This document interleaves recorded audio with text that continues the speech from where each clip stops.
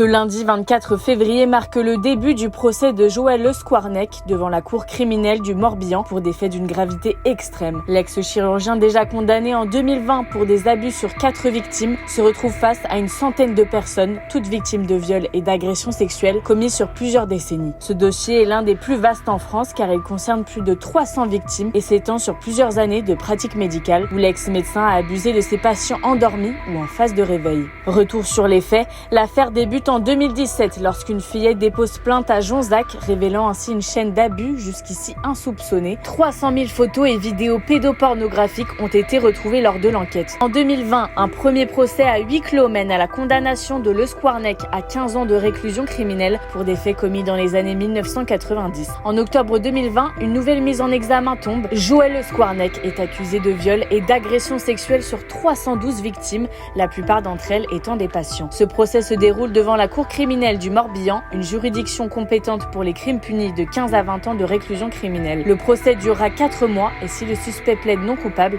il risque une peine bien plus sévère.